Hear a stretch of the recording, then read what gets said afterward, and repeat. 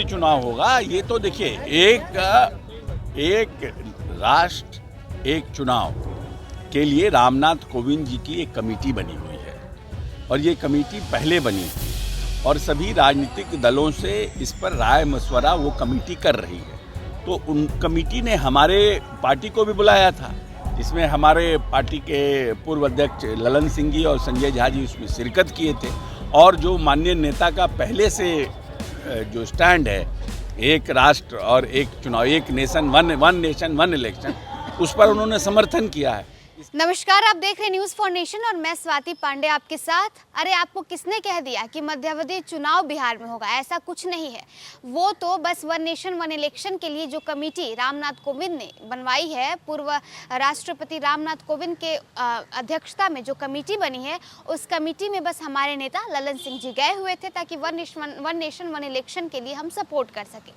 ये तमाम बातें कहना है बिहार सरकार में पूर्व मंत्री और नीतीश कुमार के बेहद ही खास अशोक चौधरी का। दरअसल इन दिनों बिहार में एक सवाल सबके जो है जहन में कौंध रहा है और ये सवाल लगातार विपक्ष पूछ रही है और कह रही है कि बिहार में मध्यावधि चुनाव होने वाला है, लेकिन इस पर अब बिहार सरकार के पूर्व मंत्री और नीतीश कुमार के खास अशोक चौधरी ने सब कुछ क्लियर कर दिया और उन्होंने कहा कि कोई मध्यावधि चुनाव नहीं, ये सिर्फ भ्रामक बातें, आपको सिर्फ और सिर्फ भ्रम में डाला जा रहा है।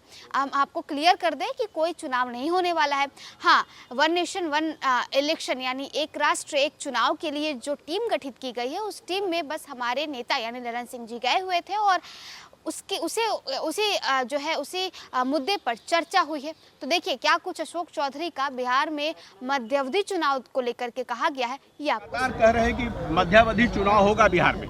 नहीं, ये सब बेकार बात है। मध्यावधि चुनाव क्यों होगा? क्यों मध्यावधि चुनाव होगा? ये तो देखिए एक राष्ट्र एक चुनाव के लिए रामनाथ कोविंद जी की एक कमेटी बनी हुई है और ये कमेटी पहले बनी थी और सभी राजनीतिक दलों से इस पर राय मशवरा वो कमेटी कर रही है।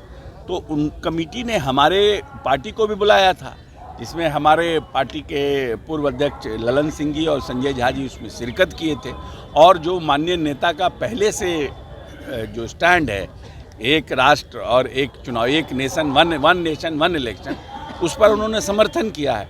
इसका ये मतलब थोड़ी है कि ये चुनाव अभी होने वाला है, ये मध्यावधि चुनाव अभी होने, इस सब पर एक कंसेंसस होगा राष्ट्र का। अभी एक पार्टी को बुलाया है, फिर दूसरे राज्य की पार्टी, ये सब करते करते अभी तो 6 महीना साल भर, उसके बाद ये रिपोर्ट सौंपी जाएगी, फिर रिपोर्ट पार्लियामेंट में ले होगा। तो इसका तो लंबा प्रोसेस है ना। ये तो क्योंकि हमारे पार्टी के लोगों ने जो नीतीश जी का जो भाव पहले से है, बराबर नेता बोलते रहे हैं कि बहुत खर्च होता है, चुनाव में लोग फंसे रह जाते हैं, डेवलपमेंट का काम बाधित होता है, इसलिए तो उस स्टैंड पर क्योंकि हमारे पार्टी के नेता ने किया तो उसको घूम घूम के उसका भ्रम फैला रहे हैं।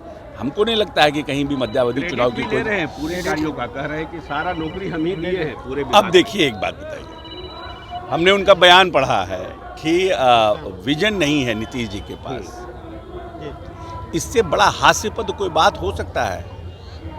जिस नेता ने 6 योजना की शुरुआत बिहार से की और इसको केंद्र सरकार से लेकर दूसरे राज्यों ने अंगीकार किया, वैसे व्यक्ति के बारे में आप कहते हैं कि विजन नहीं है?